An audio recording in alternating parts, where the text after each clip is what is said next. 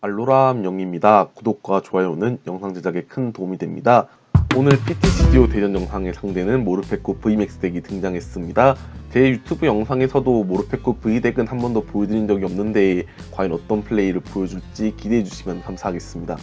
이번에도 사용하는 덱은 ADP 자시안 V덱입니다. 모르페코 V덱이라고 하면은 처음에 소드실드 환경에 등장했었을 때 상당히 각광받았습니다. 아무래도 모르페코 V가 배틀필드에 있다가 벤치로 들어가는 기술을 가지고 있기 때문에 모르페코를 끊기 위해서는 캐처류 관련 카드를 썼어야 됐습니다.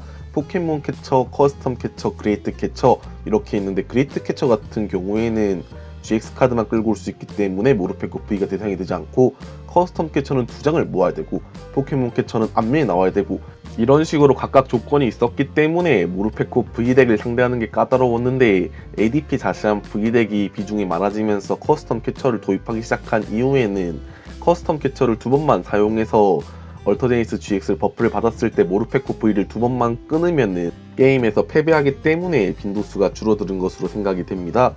현재 상대의 필드 전개를 보았을 때 배틀필드에는 카프고코 V가 있고 벤치에는 치라미가 있네요. 아마 CL에서 요네다 타쿠야 선수가 보여준 카프고코 V와 치라치노를 함께 사용하는 모르페코 V덱이 아닐까 싶습니다. 우선은 저는 첫 차례 아르세우스 디아루가 펄기아 태그팀 GX에게 에너지를 붙여주는 걸 성공했기 때문에 만족스러운 스타트네요. 상대가 릴리 삐삐형을 깔았는데 저게 상당히 귀찮습니다. 앞서 모르페코 V의 기술이 배틀필드에서 데미지를 주고 벤치에 들어가는 거라 했었는데, 벤치에 들어가게 되면 빈 배틀필드 칸을 채우기 위해서 릴리의 삐삐형이 나옵니다. 하지만 릴리의 삐삐형을 기절시켜도 프라이즈를 가져갈 수 없기 때문에 캐처류 관련 카드의 성공이 아주 게임에서 중요해졌습니다. 카프코코코 V 같은 경우에는 모르페코 V가 낼 수 있는 데미지가 기본적으로 150이다 보니까 그를 보완하기 위해서 200 데미지를 줄 수 있는 카프코코코 V가 투입된 것으로 생각이 됩니다. 상대 치라미 같은 경우에는 진화하면 치라치노가 되게 되는데, 특성 주변머리는 패한장을 코스트로 지불함으로써 덱 위에서 카드를 2장 드로우할 수 있습니다. 예전 조로아크 GX의 거래 특성과 똑같다고 보시면 될 것 같네요.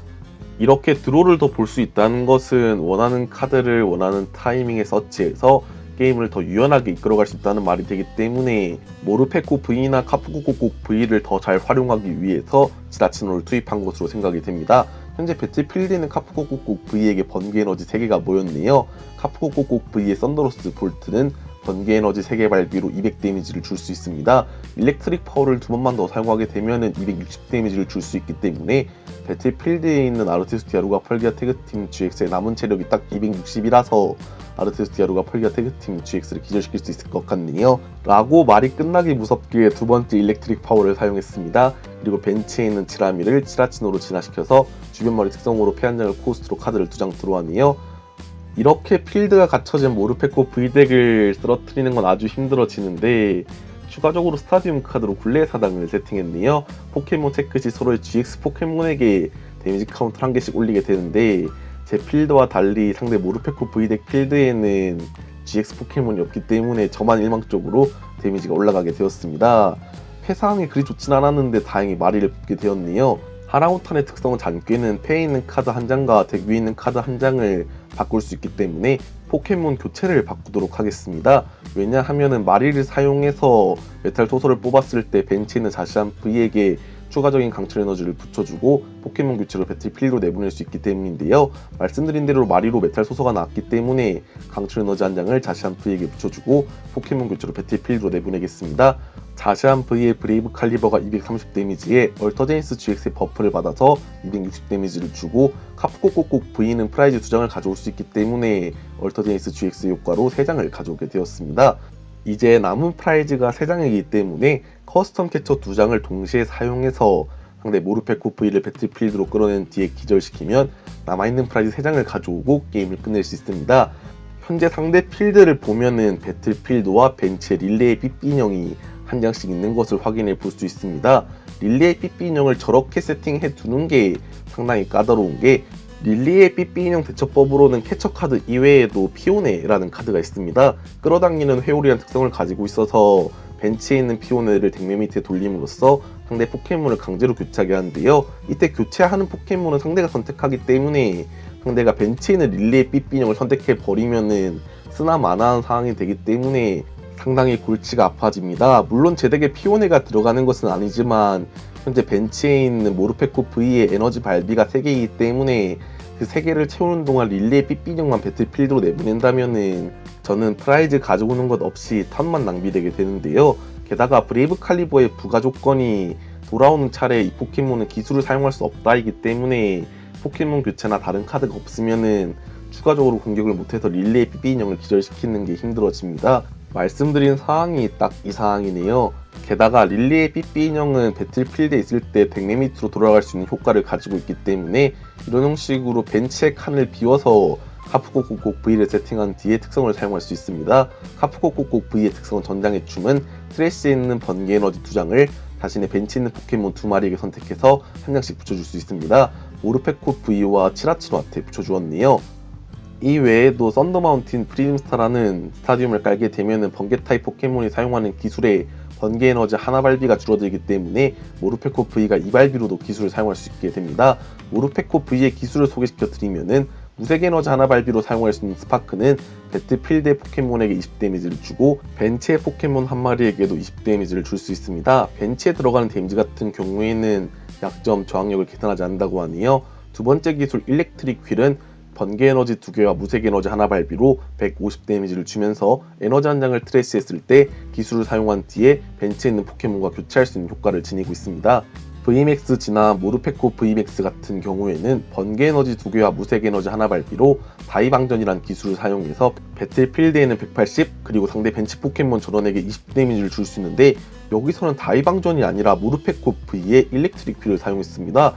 모르페코 VMAX가 어떻게 모르페코 V의 일렉트릭 휠을 사용할 수 있었냐 하면은 모르페코 VMAX에게 붙어있는 메모리 에너지 덕분입니다. 메모리 에너지를 붙이고 있는 포켓몬은 지나 전 포켓몬의 기술을 사용할 수 있기 때문에 모르페코 VMAX가 모르페코 V의 일렉트릭 휠을 사용할 수 있었습니다. 앞서 모르페코 V만 기절시키면 프라이즈 3장을 가져오고 끝낸다고 말씀드렸는데 이를 방지하기 위해서 모르페코 V를 모르페코 VMAX로 진화시켜서 HP를 300으로 만들고 메모리 에너지를 붙여서 모르페코 VMAX가 일렉트릭 휠을 사용해서 다시 릴리의 삐삐 인형을 배틀필드로 내보내는 것이 이 덱의 전략입니다.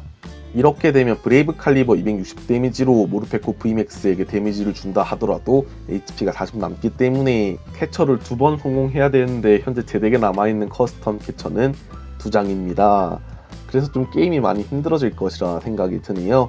그레이트 캐처 대상만 되었다면 상당히 좋았을 텐데 그러지 않은 게 많이 아쉽습니다.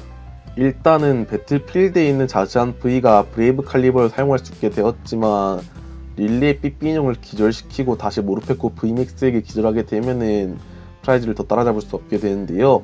그렇다고 강철 에너지 2장을 버리고 후퇴시키자니까 많이 아쉽기도 한데 여기서는 프라이즈 격차를 조금이라도 좁히는 게 좋을 것 같습니다. 자시한 V를 후퇴시키고 지라치를 내보내서 성운이별을 사용해서 덱 위에서 5장을 확인하고 포켓몬 교체를 서치하도록 하겠습니다. 아직 벤치에 있는 멀쩡한 자시한 V가 있기 때문에 이 자시한 V를 이용해서라도 릴리의 삐삐형을 하나라도 더 줄여야겠습니다. PTC조에서도 모르페코 V덱의 분포가 그리 많은 편은 아닌 것 같아서 피오네를 안 투입했는데 덱을 수정하게 되면 피오네를 투입해 보는 것은 생각해 봐야 될 것 같네요. 현재 메탈 소서도 한 장밖에 안 남아있기 때문에 배틀필드에 있는 자시한 V를 후퇴시키고 공격하기보다는 가급적이면 교체로 빼는 게 좋을 것 같습니다. 우선은 모르페코 VMAX가 배틀필드에 나온 상황에서 여기서는 주변머리를 사용해서 좀 더 드로우를 보고 있네요. 아마 추가적인 일렉트릭 파워나 캐처류 카드를 찾는 것 같은데요. 여기서는 커스텀 캐처를 2장 모았기 때문에 2장을 동시에 사용해서 벤치에 있던 자시한 V가 끌려나갔습니다. 미나의 대접은 이 카드를 포함해서 패가 6장 이상이라면 사용할 수도 없지만 사용하게 되면 상대 필드에 있는 포켓몬 수만큼 카드를 드로우할 수 있기 때문에 5장을 드로우하게 되었네요.